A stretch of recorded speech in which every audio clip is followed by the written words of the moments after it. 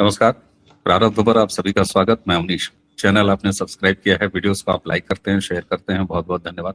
Bell icon जरूर दबाइए ताकि किसी भी अपलोड की सूचना सीधे आपको मिले। स्क्रीन के दूसरे हिस्से में आइए आज स्वागत करते हैं the coffee with Sumit Jain से सुमित जैन जी का। सुमित जी, बहुत बहुत स्वागत। नमस्कार प्रभु। नमस्कार, जय सिया राम। जय जय श्री राम। सुमित जी, इधर भारत में कई प्लेटफॉर्म्स पे और वैसे भी ये चर्चाएं लगातार चलती रही हैं भारत और पाकिस्तान के बीच, और इधर एक अकार्ड हुआ, उस बहाने बातचीत शुरू हुई। लेकिन जिस तरीके से बलूचिस्तान का मामला आगे चल रहा है, उसी के साथ आजाद कश्मीर का जो मामला आगे चल रहा है, जो कि हमारा पीओजे है वो आजाद कश्मीर कहते हैं, कुछ एक अजीब सी महक भारत और पाकिस्तान के बॉर्डर से आ रही है। आपने भी उसको डिकोड किया है अलग तरीके से, कई जगह और चर्चा हुई। हम चाहते हैं दर्शकों कि जिस अन्वेषी तरीके से, जिस रिसर्च बेस, और वो भी चाइना जैसे एक थर्ड कंट्री में बैठ के सुमित जी करते हैं, तो मुझे लगता है कि एक तीसरा एंगल ऐसे तमाम मामलों में निकल के आता है। और मैं इसीलिए प्रारब्ध पर जियो पॉलिटिकल स्थितियों की इस तरह के किसी डेवलपमेंट पर सुमित जी से जरूर बात करता हूँ। सुमित जी, आप कैसे देखते हैं? क्योंकि आपने भी एक वीडियो अपने यहाँ किया, मैंने वो वीडियो सुना और उसके बाद मैंने डिसाइड किया कि थोड़ा सा इसको और एक दो एंगल लेके, तो जरा शुरुआती बताएं कि ये जैसे होता है ना कि तूफान से पहले की शांति, क्योंकि कोई बड़बोलापन नहीं चल रहा है, और जब बड़बोलापन नहीं चलता यानी जबानी जमा खर्च नहीं होता, तो अंदर अंदर कुछ पक रहा होता है, ऐसी आशंका होती है। तो ये आशंका क्या है, कैसे है, किस नेचर की है सुमित जी? अवनीश जी, एक दो न्यूज़ नहीं है, 4-5 न्यूज़ हैं। मैं सारी डिकोड करूंगा, आपके सारे दो सुनने वाले हैं। 4 न्यूज़ में से 2 भारत से हैं, 2 पाकिस्तान से हैं। अब हुआ क्या है? सबसे पहले आपने न्यूज़ देखा होगा कि भारत ने जो बैरिकेड्स हैं पाकिस्तान की एम्बेसी के बाहर, जो एनक्रोचमेंट था उसको हमने रिमूव कर दिया। भाई इसमें कोई खास बात नहीं है, मुसलमानों की हमेशा ही एनक्रोचमेंट की आदत होती है। उन्होंने पाकिस्तान की एम्बेसी के बाद भी कुछ एनक्रोचमेंट कर लिया था, हमने उतार दिया। ये पहली न्यूज़ थी। लेकिन इसको रिस्पॉन्स ये था कि पाकिस्तान ने भी हमारे बैरिकेड्स को रिमूव किया था। ये तो हो गया एक चीज़। लेकिन जो सबसे ज़्यादा स्टार्टलिंग चीज़ वो है कि पिछले 60 घंटे से लगातार अभी भी चाइना के और तुर्की के जो कार्गो के प्लेन्स हैं वो पाकिस्तान में लैंड कर रहे हैं। उनके जितने भी जो बेसिस हैं, 2 बेसिस हैं रावलपिंडी और कराची में, वो लैंड किए जा रहे हैं। अनइन्फॉर्म्ड हैं। उसके जो कोऑर्डिनेट्स होते हैं, जब फ्लाइट उड़ती है तो वो ट्रैकिंग होती है, उसके ट्रैकर्स को बंद कर दिया गया है। और वहाँ पर मैसिव मिलिट्री का एक बिल्डअप है जो पाकिस्तान के अंदर करने की कोशिश की जा रही है। तीसरा न्यूज़ है कि आपने सुना होगा कि जो चाइना के जो भी टैंक्स हैं, होवर्जर्स हैं, उनको भारत के बॉर्डर के ऊपर पिछले 1-1.5 महीने से पाकिस्तान इकट्ठा करने की कोशिश कर रहा है। ये आपने सुना होगा मीडिया के अंदर। ये तीसरी न्यूज़ है। और चौथी है कि पाकिस्तान ने एक नेटो खड़ा कर लिया, इस्लामिक नेटो। अब तो बांग्लादेश भी आ गया है कि मुझे उस नेटो का पार्ट बनना है। ये 4 न्यूज़ हैं। पांचवा आपको एक जो मेजर ट्रिगर है वो है सर्गियो गौर का, जो कश्मीर में गए रिसेंटली और उन्होंने बोल दिया कि कश्मीर भारत का इंपॉर्टेंट पार्ट है। दोस्तों, ये जो चीज़ें हैं सारी की सारी, ये जब कंबाइन करके आप देखोगे आपको पता लगेगा कि कुछ क्या हो रहा है और पीछे बैकग्राउंड में हो क्या रहा है। क्या ये शांति है, क्या युद्ध की तरफ हम जा रहे हैं, या कुछ और ही गेम है? अब आप करते हैं पहली न्यूज़ के ऊपर कि बैरिकेड्स को उतारा गया। बैरिकेड्स उतारा वो स्मोक स्क्रीन है, इतना इंपॉर्टेंट नहीं है। लेकिन बैरिकेड्स को भारत की एम्बेसी के बाहर पहले तो पाकिस्तान ने उतारा क्यों, फिर भारत ने उसका रिस्पॉन्स क्यों किया? उसका रीज़न है एक चीज़। पहली बात आप वो समझिए कि पाकिस्तान के अंदर जो बलूचिस्तान के फ्रीडम फाइटर्स हैं, उन्होंने अपना कंट्री अलग से डिक्लेयर कर दिया है। उन्होंने तो ऑलरेडी बोलना शुरू कर दिया कि वहाँ पे जो माता के मंदिर हैं वहाँ पर आप आ सकते हैं आराम से, आपको वीज़ा दे दिया जाएगा भारतीयों को, आप आइए और उस मंदिर को आप अटेंड कर सकते हैं। अब वहाँ पे आपको कोई भी रोक टोक नहीं है। दैट मीन्स उन्होंने अपनी इंडिपेंडेंस को डिक्लेयर कर दिया। तो एक तो गर्व है मुझे बलूचिस्तान के फ्रीडम फाइटर्स को कि भाई आपने वो काम करके दिखाया जिसके लिए आपने एक मुहिम 1947-48 से शुरू करी हुई थी एंड यू वर सक्सेसफुल। तो एक तो वो काम हो गया। तो पाकिस्तान एक तो बलूचिस्तान लूज कर चुका है या लूज करने वाला है। दूसरी तरफ से पीओके है जो पाकिस्तान के लिए ऑक्यूपाई इलीगली किया है। वहां के लोग बोलते हैं कि हम भारत की गवर्नमेंट के साथ मिलकर अब भारत का पार्ट बनना चाहते हैं, हमें भारत जैसी तरक्की चाहिए, हमें आपके यहाँ पर गुलाम रहकर हमें जिंदगी नहीं चाहिए। अब ये दो चीजें हैं जिसके कारण पाकिस्तान की आर्मी अपने ही कंट्री में वो गिरती हुई आपको दिखाई देती है। अब जब पाकिस्तान की आर्मी कभी भी गिरती है इकोनॉमिकली, मिलिटरीली या डिप्लोमेटिकली या अपने ही घर में जूते खा रही होती है, तब उनको अपने आप को बचाने के लिए एक ही रास्ता मिलता है, वो है भारत के खिलाफ कोई काम कर दीजिए, कोई स्टेटमेंट दे दीजिए, तो सारे के सारे ये कॉकरोच ये इकट्ठे हो जाते हैं। ये भारत के कॉकरोच पार्टी की बात नहीं कर रहा हूँ, पाकिस्तान में 25 करोड़ कॉकरोच रहते हैं, ये सारे इकट्ठे हो जाते हैं कि देखिए जी हमारे आसिम मुनीर ने कितना बड़ा जबरदस्त काम किया, भारत के साथ ईंट की ईंट बजा दी। तो भैया आपने हमारी एम्बेसी के बाहर कोई आपने खुद ही बैरिकेड लगाए थे, आपने उसको रिमूव किया है सिर्फ इसलिए कि आसिम मुनीर को अपनी इज्जत अपने कंट्री में बचानी थी। तो ये एक उन्होंने काम किया। अब ये तो हो गया उन्होंने क्यों किया। दूसरा रीजन एक और था। दूसरा रीजन ये है कि भारत में जो सर्गेई गौर जो कि डिप्लोमेट हैं यूएसए के, भारत में बैठे हैं, उन्होंने कश्मीर में जाकर बोल दिया कि ये भारत का बहुत ही इंपॉर्टेंट एक पार्ट है। अब आपने एक स्टेटमेंट सुना डल लेक में घूमने के बाद, जब प्रेस रिपोर्टर से उन्होंने बोला तो पाकिस्तान के अंदर मिर्ची लगनी जरूरी थी, वो लगनी भी थी क्योंकि ये बहुत बड़ी स्टेटमेंट है। 80 साल से अमेरिका के किसी भी एम्बेसडर ने इस वर्ड्स को यूज नहीं किया है कि भारत का पार्ट ये बड़ा इंपॉर्टेंट पार्ट है। अब अमेरिका ने क्यों किया उसके ऊपर बाद में आऊंगा, क्योंकि वो भी बहुत बड़ी चाल है। वो चाहते हैं कि भारत और पाकिस्तान के बीच में एक युद्ध हो जाए। ये अमेरिका चाहता है कि यहाँ पे जब युद्ध शुरू होगा तो अमेरिका चुपके से ईरान का वॉर बंद करके यहाँ से बाहर निकल जाएगा। They want to run away from here. तो इसलिए ये सारे काम किए जा रहे हैं। अब पाकिस्तान उस झांसे में फंस गया, आकर उन्होंने धमकी देनी शुरू कर दी। किसने? ये बड़ा इंपॉर्टेंट है, ताकि आपका जो क्वेश्चन था कि ये शांति युद्ध से पहले है या तूफान के बाद की है, ये आपको तब समझ आएगा। जो स्टेटमेंट दिया है वो उनके जो डीजी एसपीआर है उन्होंने नहीं दिया। उनका जो फॉरेन मंत्री है उसके नीचे जो जूनियर होता है जिसको हम स्पोक्स पर्सन बोलते हैं, उन्होंने बोला कि भाई हम डी मार के बोलते हैं, हम ये चीज़ों को एक्सेप्ट नहीं करते। जबकि उनकी आर्मी और उनका डीजी आईएसपीआर जो है उन्होंने इसके ऊपर कोई भी टिप्पणी नहीं दी है। तो यानी कि ये शांति है, सिर्फ ये है कि ये सिर्फ आंखें दिखाई जा रही हैं आपको कि भाई देखिए आपके हमने बैरिकेड्स रात के अंधेरे में उतार दिए। अब आते हैं भारत का रिस्पॉन्स। भारत का रिस्पॉन्स ये था, हमने दिन दिहाड़े, उन्होंने रात के अंधेरे में काम किया जो मुसलमानों की फितरत है। हम दिन दिहाड़े गए, बुलडोजर लेकर गए और जो इन्होंने एनक्रोचमेंट किया हुआ था उसको तोड़ दिया, रास्ता हमने साफ कर दिया और वहां पे आवाजाही बिल्कुल आसान हो गई है। और ये क्या किया हमने, कैमरेज के सामने हमने कोई षड्यंत्र नहीं रचा, कोई सीक्रेट प्लान नहीं है, कोई दोवालजी नहीं आए, दिन दिहाड़े कैमरेज के सामने हमने ये बैरिकेड्स को उतारा है। किसने उतारा? क्या मिलिट्री वहां पे गई थी, सीआरपीएफ गई थी, क्या बॉर्डर सिक्योरिटी फोर्स गया था? नहीं, जो लोकल पुलिस वाले होते हैं वो अपने बुलडोजर्स को लेके गए, उन्होंने सारा रास्ते को साफ कर दिया।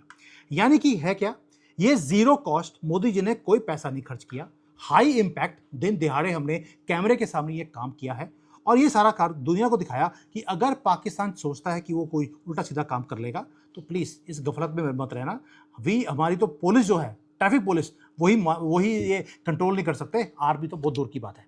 ये तो हो गया जो हमारा रिस्पॉन्स था।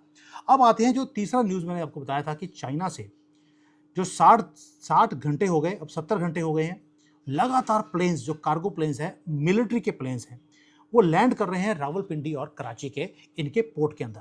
ये वही पोर्ट्स हैं जिसको हमने तबाह भी किया था ऑपरेशन सिंदूर के अंदर।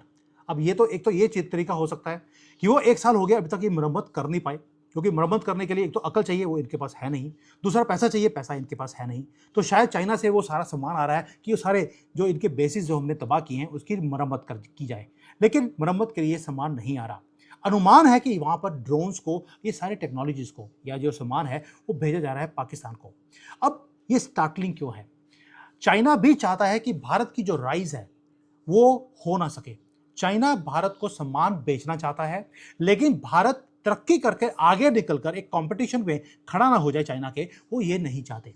इसलिए वो मार्केट को तो यूज करना चाहते हैं, लेकिन हमें बार बार वो तंग भी करना चाहते हैं। चाइना ने और तुर्की ने, दोनों ने मिलकर जो ये सारे हथियार अब बेचने शुरू कर दिए या भेजने शुरू कर दिए, दैट मीन्स कुछ बिल्डअप है जो बॉर्डर के ऊपर भी पाकिस्तान करने की कोशिश कर रहा है और साथ में हथियार मंगवा कर वो अपने आप को तैयार भी कर रहा है। ये क्यों किया जा रहा है? पाकिस्तान के पास इतनी हैसियत नहीं है कि हमारे साथ वो लड़ सके।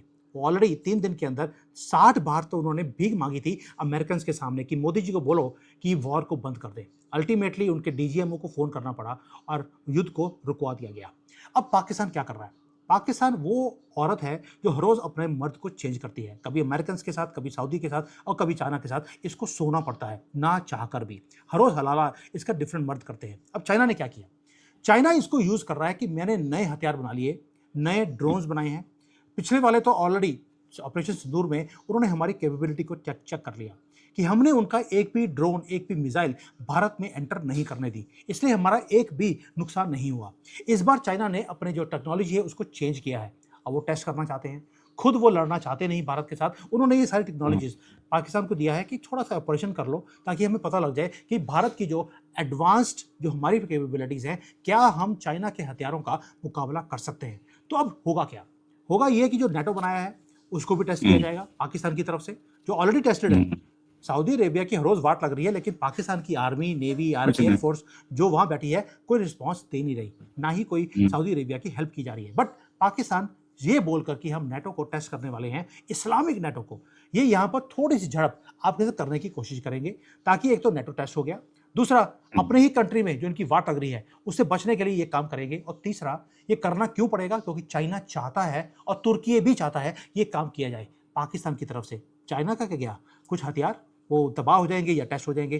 तुर्की का हम्म, क्या गया, उसके भी हुई हथियार, उसके टेस्ट हो जाएंगे। वाट लगेगी पाकिस्तान की, और इस बार जो वाट लगेगी, जो अभी तो शांति है, अगर इन्होंने कुछ एडवेंचर करने की कोशिश करी, जो करेगा पाकिस्तान, वो उनकी मजबूरी है। और ये सर्दियां आने से पहले ये एडवेंचर दोबारा से भारत में किया जाएगा। बस अभी ये जो मानसून सीजन है ये खत्म होने दीजिए, उसके बाद आप देखेंगे कुछ ना कुछ, मेरा अपना अनुमान है, चाइना इनको फोर्स करेगा कुछ करने के लिए, और इनको करना पड़ेगा। और इस बार पाकिस्तान का वो हाल होगा, बलोचिस्तान हाथ से निकल गया, इस बार क्या कुछ हाथ से निकलेगा ये वक्त बताएगा। और इस बार मोदी जी ने बोला था निर्णायक युद्ध होगा, अब की बार निर्णायक युद्ध होगा, और उसी भाषा में मैं जवाब दूंगा जो सामने वाले को समझ आता है। ये आपको प्रैक्टिकली होता हुआ दिखाई देगा जी। बिल्कुल ठीक बात है। अच्छा, एक चीज और, ऑपरेशन सिंदूर हमारा खत्म थोड़ी ना हुआ है, ओवर थोड़ी ना हुआ है, वो तो पास पे है। तो इसको भी हमको ध्यान में रखना है। क्यों? जब पास पे है तो इसका मतलब है कि हम एनी टाइम मूव करने के लिए, एनी टाइम एक्शन करने के लिए हमारी मिलिट्री तैयार है। यानी भारत की संपूर्ण सैन्य तैयारी ऑपरेशन सिंदूर के समय से अब तक यथावत बरकरार है। स्टेटस को मेंटेन्ड है, रिमोट केवल पॉज पर दबा है, एक बटन दबाना है, बस इतना अंतर है। तो अब उनकी तैयारी जो कुछ भी है उसके सामने। एक बड़ा इंटरेस्टिंग चीज मुझे ध्यान आ रहा है, मैंने सोचा आपके पास रखूं। क्योंकि देखिए, अमेरिका चचा इस समय हमारे ज्ञानेश कुमार को आई लव यू बोले जा रहे हैं। ट्रम्प चचा कह रहे हैं अरे ज्ञानेश भैया क्या बात है, मतलब राहुल गांधी की तो हवा निकाल दी, वोट चोरी लेके वो कहाँ मुंह छिपाए, अब समझ में नहीं आ रहा है। क्योंकि उनके पप्पा, Indian economy is the dead economy, Trump ने कहा तो राहुल भैया कूद के पिछवाड़े गुलाल पोते और नाचना शुरू कर दिया कि देखो ट्रम्प ने कह दिया तो अब क्या कहेंगे।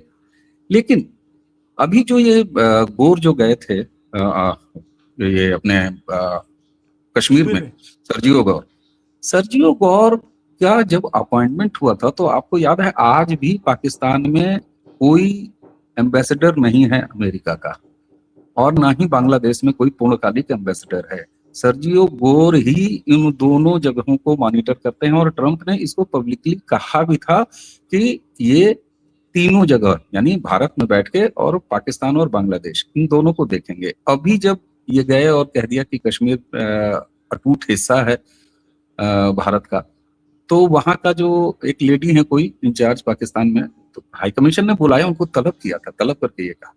ट्रम्प की ये कौन सी नीति है? एक तरफ अचानक भारत के इलेक्शन प्रोसेस को, जो कि राहुल का सबसे बड़ा मुद्दा है, वो एक झटके में छीन लिया। दूसरी तरफ यहाँ बैठे हुए हैं सर्जियो गौर, जाते हैं कहते हैं कि कश्मीर तो भारत का है, उधर पाकिस्तान की उंगली हो जाती है, इधर बांग्लादेश चिल्ला के कहता है कि नहीं हम भी गोदी में बैठेंगे नाटो के। क्या एक और एडवेंचर प्लान कर रहे हैं ट्रंप या अमेरिका, या एक बड़ी रणनीति का हिस्सा? अवनीश जी, मैं हमेशा बोलता हूँ कि हम दो लोगों के भी घेरे हुए हैं। एक तरफ चाइना है जो एक सुपर पावर की तरफ बढ़ रहा है या बढ़ चुका है, दूसरी तरफ अमेरिका है जो 100 सुपर पावर है अब तक का पिछले 70 साल का है। लेकिन अमेरिका की पॉलिसी है जिसको डिवाइड एंड रूल बोलते हैं, या वो हमेशा ही लोगों को लड़ाने के बाद वो अपना फ़ायदा निकालता है।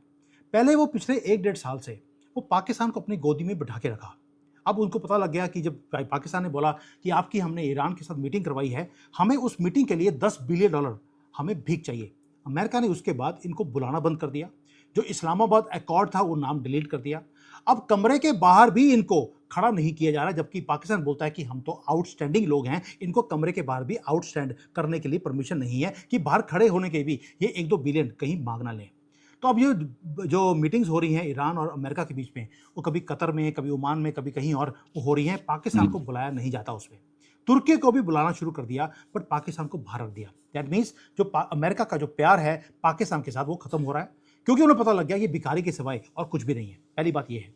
दूसरा, please don't start trusting Americans. मैं बार बार बोलता हूं, अमेरिकन्स चाइना से भी ज्यादा खतरनाक लोग हैं। चाइना तो खुल के बोलता है आपको कि भाई मैं आपका दुश्मन हूं, मैं आपको खत्म करूंगा या मुझे आपको आगे राइज करने नहीं देना।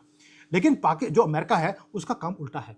अमेरिका क्या करता है, आपको बोलेगा कि हम आपके साथ हैं, Modi is the best friend, Modi is a very good negotiator, लेकिन उसके ऊपर आप विश्वास नहीं करते। तो सर्गेई गौर अब कश्मीर में जाकर जब ये बोलते हैं कि भारत का इंटेग्रल पार्ट है, दे नो कि पाकिस्तान रैटल होगा। उन्हें मालूम है कि पाकिस्तान उल्टी सीधी हरकतें करेगा, and this is exactly what they want. हमेशा अमेरिकन्स ने दो कंट्रीज को लड़ाने के लिए एक का फेवर और दूसरे के अगेंस्ट काम करना शुरू कर दिया। अभी सर्गेई गौर क्यों कर रहे हैं, उसके दो रीजन है। एक, वो चाहते हैं कि यहाँ पर जब एडवेंचर होगा भारत और पाकिस्तान के बीच में, तो अमेरिका चुपके से यहाँ से बाहर निकलने की हैसियत रखेगा। पहले उनको एक एग्जिट, सेफ एग्जिट उसको मिल जाएगा। दूसरा रीजन एक और है, हमारी इसी हफ्ते अमेरिका की और भारत की टीम की मीटिंग हो रही है। किसके ऊपर? ट्रेड डील के ऊपर। जो टर्म्स एंड कंडीशंस जो फाइनल करनी है उसके ऊपर मीटिंग चल रही है। अब उसके अंदर कुछ चीजें हैं जो मोदी जी एग्री नहीं कर रहे हैं हमारे एग्रीकल्चर को लेकर, और बाकी चीजों को उन लोगों को मालूम है। वो हमारे ऊपर प्रेशर डालने के लिए वो पाकिस्तान को खड़ा कर रहे हैं हमारे खिलाफ by giving a statement in our favour, in our country, in our Kashmir, ताकि उनको भी मालूम है कि जब पाकिस्तान की तरफ से प्रेशर आएगा तो हो सकता है कि मोदी जी थोड़ा सा सॉफ्ट होकर ये टर्म्स एंड कंडीशंस को मान लेंगे। एक तरह से मैसेजिंग होती है जियोपॉलिटिक्स में कि अगर आपने हमारी बात नहीं मानी तो हम पाकिस्तान को आपके खिलाफ हम खड़ा कर लेंगे। ये काम तो पिछले 80 साल से अमेरिका करता रहा। पिछले 65 साल जब कांग्रेस की गवर्नमेंट थी तब हमारी गवर्नमेंट झुकती भी रही कि यार कहीं पाकिस्तान हमारे ऊपर अटैक ना कर दे, क्योंकि अमेरिका पाकिस्तान के साथ है। लेकिन मोदी जी के आने के बाद आपने नोट किया होगा कि इक्वेशन को हमने चेंज किया है। जब जब इन्होंने पाकिस्तान को हमारे खिलाफ यूज करने की कोशिश करी, हमने पाकिस्तान को ही इनके खिलाफ यूज कर लिया या उसको ठुकाई, उसके घर में घुस के हमने करी है। तो इस बार मोदी जी ये सारे प्रेशर्स को वो ना तो एक्सेप्ट करेंगे, ना ही उसके अगेंस्ट जाकर हमारे जो भारत की जो हमारे टर्म्स हैं उसको हम चेंज करने वाले हैं। तो ये जो मैसेजिंग है, कश्मीर में जाना इसी वक्त, वो भी कब, जब इनका पूरी टीम भारत में आ रही है ट्रेड डील को साइन करवाने के लिए, ये एक प्रेशर टैक्टिक्स है। सो प्लीज जो हमारी मीडिया है वो बार बार बोल रही है देखिए अमेरिका ने भारत के साथ मिलकर अब कश्मीर को भारत का पार्ट बना लिया। भाई आपको उनकी वैलिडेशन की जरूरत क्यों है? मुझे तो अपनी इंडियन मीडिया की और यूट्यूब लोग वाले लोगों की मुझे समझ नहीं आती। अगर अमेरिका ने बोल दिया कि कश्मीर भारत का पार्ट है, आप बड़े भगड़े डाल रहे हैं। भाई कश्मीर हमेशा ही भारत का पार्ट था, है और हमेशा ही रहेगा। इसके लिए आपको अमेरिका के एम्बेसडर की वैलिडेशन की आपको जरूरत नहीं होनी चाहिए। दूसरी बात, जो टाइमिंग है अमेरिकन्स की वो हमेशा बड़ी इंपॉर्टेंट होती है। वो चाहते हैं कि आपका जो प्रॉब्लम है वो इंक्रीज हो। चाइना ने ऑलरेडी उसके अंदर आग में घी का काम करना शुरू कर दिया, और पाकिस्तान के पास मजबूरी ये है कि उसको आपके साथ युद्ध लड़ना पड़ेगा, क्योंकि अमेरिका चाइना चाहते हैं और खुद भी वो अपने कंट्री में घिरे हुए हैं। तो उनको अपने आप नाक को बचाने के लिए ये काम करने पड़ेगा। अब तो वैसे भी वो जो सुप्रीम अथॉरिटी है आसिम मुनीर ने अपने हाथ में ले लिया कि किसी को उतारना है, किसी को चढ़ाना है, वो उसकी मर्जी के ऊपर है। पहले ही और न्यूक्लियर जो फैसिलिटी है उसके कंट्रोल में है, गवर्नमेंट उसके कंट्रोल में है। तो ये सारी चीज़ें बताती हैं आपको कि जो शॉर्ट टर्म आपको दिखाई दे रहा है ये शांति है। तूफान से पहले तूफान आएगा, बहुत छोटा लेकिन निर्णायक होगा। इस बार पीओके छोड़ा नहीं जाएगा। बेशक आप 2, 4, 5 किलोमीटर ही आप अपने कब्जे में करें, वो आप करेंगे, क्योंकि हमारे जो सीडीएस है उन्होंने क्या बोला था, युद्ध की एक ही करेंसी होती है, वो है आपने कितनी जमीन आपने जीती है। तो इस बार जो करेंसी है वो आप अपने कंट्रोल में करेंगे। फिर आपका क्वेश्चन आएगा कि भाई यहाँ पे जो पाकिस्तानी हैं वो तो जिहादी हैं, उनका आप क्या करेंगे? हम जो किलोमीटर्स अपने कब्जे में करेंगे वहां बोलेंगे शिशु बाहर निकलो हमारी जमीन से, हमें गंदगी यहाँ पर नहीं चाहिए। तो यही काम होगा जैसे आज नेपाल में किया जा रहा है, इनको बाहर निकाला जा रहा है इन जिहादियों को, वैसे ही हम पीओके का लैंड लेकर बाहर निकलो वो वाला काम इनके साथ करने वाले हैं। और उसका स्वच्छ भारत अभियान हम कश्मीर में वो भी पीओके से हम शुरू करने वाले हैं। जी बिल्कुल सर, लेकिन हमारे यहाँ एक बहुत बुद्ध विलासी व्यक्ति हैं जो तमाम देशों के बयाने लेके घूमते हैं, महा 108 कह लीजिए, राहुल गांधी जी। राहुल गांधी जी हमेशा कवर फायर देते हैं। भारत के विपक्ष का मतलब ये स्थिति और कांग्रेस की स्थिति यहाँ रसातल में पहुंच गई है। तो आप सोचिए दर्शकों, आपको भी लगेगा कि जियो पॉलिटिकल मामला भारत पाकिस्तान अमेरिका की बात हो रही थी, ईरान जंग की बात हो रही थी, चाइना की बात हो रही थी, और फिर राहुल गांधी कहाँ से आ गए? राहुल गांधी क्यों नहीं आएंगे, चाइना की बात आएगी। कवर फायर इनका कब शुरू होगा सर? क्योंकि भारत की विदेश नीति को लेके बड़े इंटरेस्टेड दिखाई देते हैं और बड़े भौड़े और भद्दे भद्दे तरीके जो है दो राष्ट्राध्यक्षों, एक हमारे प्रधानमंत्री और एक दूसरे देश की महिला राष्ट्राध्यक्ष को लेके राहुल गांधी के वो तमाम भौड़े प्रदर्शन। तो एक तरफ राहुल गांधी की ये विदेश नीति है, वो शेष विश्व को भारत का ये चेहरा दिखाना चाहते हैं। तो राहुल गांधी के पिछवाड़े का जो पेट्रोल है वो कब एक्टिव होगा सर? क्योंकि चाइनीज, आप समझिए चाइनीज माल और कांग्रेस पार्टी, है ना? अवनी जी, आपने बोला इसके पिछवाड़े में तेल कब तेज होगा। उसके पिछवाड़े में तेल ऑलरेडी है, बस आपकी गलती है, आपने उसमें आग नहीं लगाई। बस आग लगाने वाला काम हम करेंगे। अब हुआ क्या है, अब देखिए, अगर लेडी के ऊपर ही तंज कसना था तो बांग्लादेश की शेख हसीना भी भारत में बैठी हैं, मोदी जी ही उठा के लेकर आए हैं उसको, और यहाँ पर पनाह राइट। दिया हुआ है, लेकिन उसके ऊपर नहीं बोले, मिलोनी के ऊपर क्यों बोले हैं। अब आपको गेम समझ आएगा कि चक्कर क्या है। मिलोनी ने सबसे पहला काम ये किया, जब वो प्रधानमंत्री बनी है वहाँ पर, उन्होंने चाइना के जितने प्रोजेक्ट्स थे उनको कैंसिल किया। बेल्ट एंड रोड इनिशिएटिव जो चाइना की पिछली लिब्रांडो की गवर्नमेंट ने ओके किया था उसको कैंसिल कर दिया, और वो सारे प्रोजेक्ट्स भारत की गवर्नमेंट को दे दिए गए। पर चाइना को दिक्कत हो, उसके प्रोजेक्ट्स कैंसिल हो और उनके नजायज बच्चे राहुल गांधी को दुख ना हो, ऐसा हो नहीं सकता। ये दुख है, ये चाइना का दुख है जो इसके उधर से झलक रहा था। दूसरी बात, मैंने अब एक वीडियो भी बनाया था, मैं दोबारा से आपके दर्शकों को सुना दूं कि माँ बाप जो होते हैं उन्हें पता होता है कि बड़े होकर हमारा बच्चा कैसा होगा, बचपन में पता लग जाता है। इसलिए सोनिया गांधी ने अपने बेटे का नाम रखा राहु। देखिए, शुरू होता है राहु, एल साथ में लगा दिया, उनको पता था कि एल भी है इसके पास, तो उन्होंने राहुल लगा दिया। और ये स्टेज पे खड़े होकर जो इन्होंने भद्दी भद्दी हरकतें करी मिलोनी और मोदी जी को लेकर, क्योंकि दुख था चाइना को लेकर। साथ में कौन था, साथ में इसके एक था सैंड डीप, और उसके पीछे नाम में रखा है डिक शिट। तो डिक शिट और राहुल विद एल, ये दोनों ने मिलकर वहां पे जो अपना गेपना दिखाया, ये अपना अपना ही मजाक उड़ाया है। इसमें मोदी जी को या मिलोनी को कोई भी फर्क नहीं पड़ता, क्योंकि सारी दुनिया को मालूम है कि मोदी जी ऐसे काम करते ही नहीं है किसी भी फीमेल लीडर के लिए। अगर यही करना होता तो राहुल गांधी वो शेख हसीना के लिए भी बोल सकते थे, लेकिन क्योंकि उसी कम्युनिटी को बिलोंग करते हैं, वो अपनी कम्युनिटी की राइट। लेडी को इन्होंने नंगा नहीं किया, लेकिन मिलोनी के पीछे पड़ गए। तो ये मुद्दे हैं जिसके ऊपर ये काम करते हैं। और दूसरा, आपने बोला कि इनकी जो विपक्ष की जो नीतियां हैं वो हमेशा भारत के खिलाफ क्यों हैं, क्योंकि पढ़े लिखे हैं नहीं। राहुल गांधी की पूरी फैमिली अनपढ़ है, इनकी माँ इनका बाप किसी के पास डिग्रीज नहीं है। अब ना पढ़े लिखे होने के कारण, मदरसा छाप होने के कारण होता क्या है, इनको लगता है कि विपक्ष का मतलब है आपको हर चीज़ का विरोध करना है। तो ये विपक्ष का नाम ही इन्होंने, इनको अंडरस्टैंडिंग गलत हो गई है, तो ये सारे काम कर रहे हैं। बट आप सोच के देखिए, जितना ये काम कर रहे हैं उसमें ये अपने आप को एक्सपोज करते जा रहे हैं। मुझे लगता है इसीलिए जो पिछवाड़े में पेट्रोल तो डाला हुआ है, बस तिल्ली वाला जो काम है वो मोदी जी इसलिए नहीं करते क्योंकि उनको मालूम है जितना बोलेगा उतना अपने आप को एक्सपोज करेगा, जितना एक्सपोज करेगा उतना ये इररेलीवेंट भारत की पॉलिटिक्स में ये बनता जाएगा। अब अपने आप को रेलिवेंट करने के लिए कभी ये पुलिस स्टेशन के बाहर 6-6 घंटे बैठता है, वहाँ पर टॉफियाँ फेंकता है, जैसे कि बच्चों को, जैसे कि किसी कुत्ते को आप हड्डी फेंकते हैं, और वहाँ पे इन्हीं के जो चाटुकार हैं वो टॉफियाँ छीनने के लिए वो वहाँ पे भाग रहे थे। तो ये जो सारे काम है, ये ड्रामा है, सिर्फ अपने आप को रेलिवेंट बनाने के लिए काम कर रहा है, क्योंकि इसको भी मालूम है कि he has become irrelevant in opposition, in this country, in this politics. इसके पास एक ही रास्ता है, एक तिहाड़ जेल में उमर जो इनका चहेता है वो खालिद, उसके पास जाकर ये चक्की पीसे। दूसरा है कि नानी के घर में जाकर ये चक्की पीसे, चक्की ही पीसनी है इसको, वो कहाँ पीसेगा ये वक्त बताएगा। ये मोदी जी के ऊपर है या आपके और मेरे ऊपर कि कब हम तीली इसके पिछवाड़े में शुरू करेंगे। जी बिल्कुल ठीक है। और आपने जो तीली की बात कही, तो साहब लीजिए 2014 से इस देश के करोड़ों मतदाता लगातार तीली यथास्थान दे रहे हैं, ईवीएम के जरिए दे रहे हैं, 2 उंगलियों के जरिए दे रहे हैं। तो ये भी चल रहा है। समझिए जियोपॉलिटिकल स्थितियां और भारत पाकिस्तान के बीच क्या कुछ चल रहा है, उसमें अमेरिका का क्या एंगल है, ये जो एक हल्की सी एक महक समझ में आ रही थी, उसको आपने काफी क्लियरिटी दी। इसके लिए आपको बहुत बहुत धन्यवाद। और अंत में जियोपॉलिटिकल स्थितियों और भारत के विपक्ष को जोड़ा राहुल गांधी और उनके इकोसिस्टम, क्या जो चरित्र है उसको जिस तरीके से आपने विश्लेषित किया, उसके लिए भी बहुत बहुत धन्यवाद। दर्शकों, हमें उम्मीद है कि आज की चर्चा आपको कुछ सार्थक जरूर देगी। अगर दे रही हो तो इस वीडियो को ज्यादा से ज्यादा लाइक करिए और शेयर कीजिए। चैनल को ऐसे ही सब्सक्राइब करके अपना स्नेह देते रहिए। तो आज की चर्चा हम यहीं समाप्त करेंगे। मुझे यानी अमनीश और सुमित जैन जी, हम दोनों को आज्ञा दीजिए। जय जय श्री राम। जय जय सिया राम।